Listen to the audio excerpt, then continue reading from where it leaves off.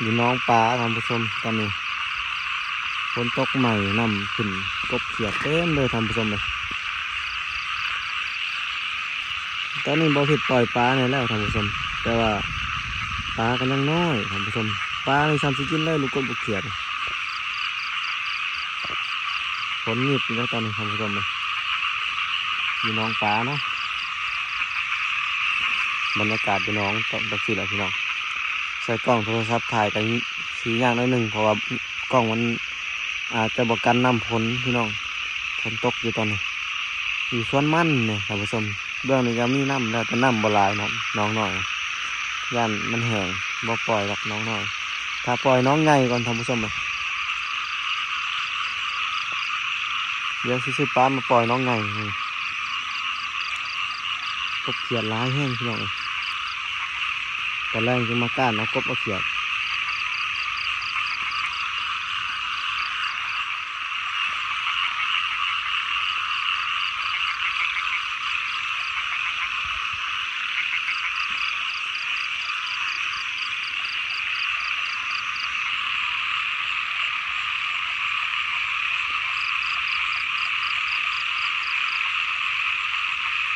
ถ้าย่างไปมันด่องเลยกบเขียด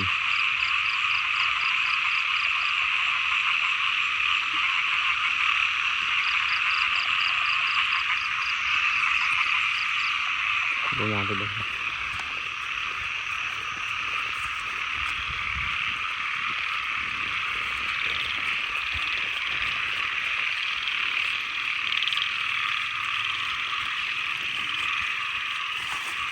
ด่องต้นตอนแรกจะมาก้านเขียดน้อย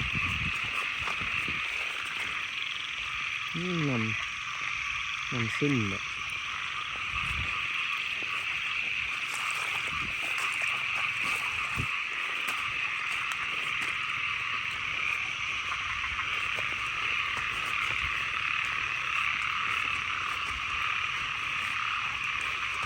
นี่เขียดโอ้เขียดกบเขียดลายเลยน้องนำลายลงมา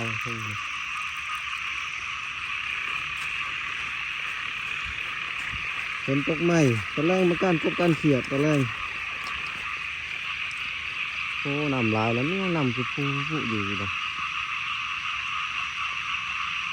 แต่ชื่อว่ามันซื้ออะไรเลยท่านผู้ชม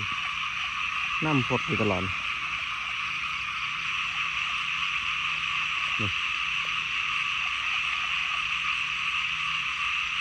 น้ำก็พดตลอดว่างงเลยแปลกแห้ง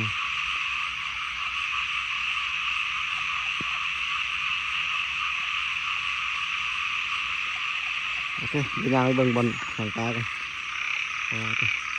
น้ำสูดลงมาหมดเลย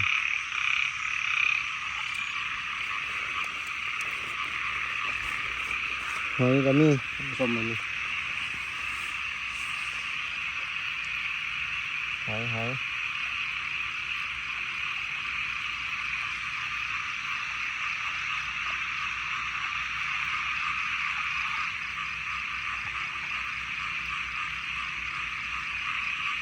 ก็ไต่ไปแล้วมัน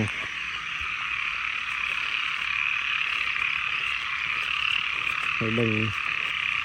บนข้างตากันกดเสียน้ำกำลังขึ้นท่านผู้ชมเลยน้ำกำลังขึ้นแต่ว่ามันขึ้นอีกแล้วน้ำยังจะขึ้นอยู่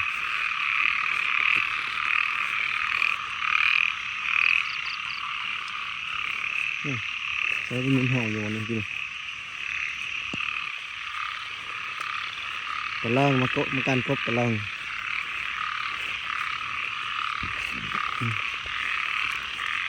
นี่เป็นบอลแข่งตาท่านผู้ชม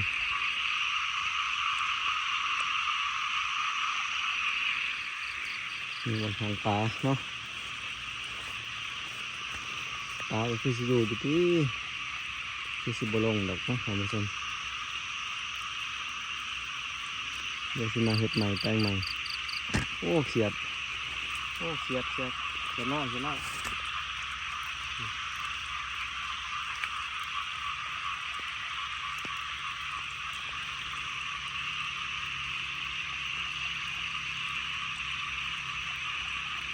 แยงก็เริ่มขาดมาแล้วท่านผู้ชมเลยโอเคเดี๋ยวบทิศสิ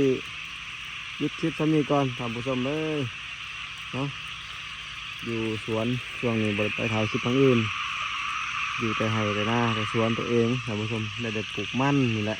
ปลูกมันอยู่แค่นี้แหละนี่ท่านผู้ชมเราก็ปลูกมันบริไปถ่ายคลิปทางอื่นแล้วช่วงนี้ถ่ายเวียกถ่ายงานท่านผู้ชมเลยทำบริเวณตัวได้กินเนาะทุกยากกันได้เวียกพุ่นละจึงได้ไปถ่ายคลิปลองไปทางอื่นแต่ว่าทางนั้นคือแปลกแห้งเลยน้ำพดตลอดเลยท่านผู้ชมเลยเนาะแปลกแห้งเลยเดี๋ยวบอสีขึ้นเลยน้ำพดตลอดเลย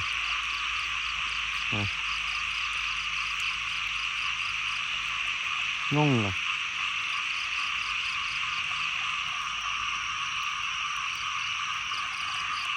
พี่น้องกบเขียดลายแห้งเลยไม่แรงมาก้านเลยสิได้อยู่หรอกสื่อป้ามาปล่อยกันมานี่ท่านผู้ชมเลยซ้ำนี่ก่อนเด้อท่านผู้ชมเลยขอบคุณหลายๆทุกคนที่เข้าชมคลิปอาทิตย์เนาะ